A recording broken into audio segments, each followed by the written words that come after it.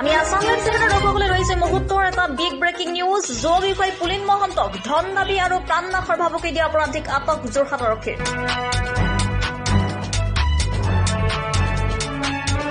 হয়, যুৱ বিষয়া পুলিন মহন্ত আৰু তেওঁৰ কৰ্মচাৰীক পিষ্টল উলিয়াই প্ৰাণে মৰাৰ ভাবুকি দিয়া আৰু ধন দাবীত জড়িত থকা দুই অপৰাধীক আৰক্ষীয়ে কালি নিশা আটক কৰিবলৈ সক্ষম হৈছে।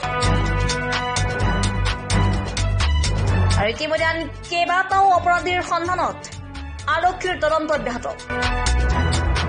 জনাইছো আসাম লাইভ 7 দৰ্শকক এই মুহূৰ্তৰ বিগ ব্ৰেকিং নিউজ। যুৱ ব্যৱসায়ী পুলিন মহন্তক ধন দাবী আৰু প্ৰাণনাশৰ ভাবুকি দিয়া অপৰাধীক আটক কৰিছে যোৰহাট আৰক্ষীয়ে। যুৱ ব্যৱসায়ী পুলিন মহন্ত আৰু তেওঁৰ কৰ্মচাৰীক পিষ্টল উলিয়াই প্ৰাণে মৰাৰ ভাবুকি দিয়া আৰু ধন দাবীত জড়িত থকা দুই অপৰাধীক আৰক্ষীয়ে কালি নিশা আটক কৰিবলৈ সক্ষম হৈছে। আৰু ইতিমধ্যে আন কেইবাটাও অপৰাধীৰ সন্ধান অব্যাহত আৰক্ষীৰ। যোৰহাটৰ পৰা পৰাণ মেধিৰ ৰিপৰ্ট, আসাম লাইভ 7।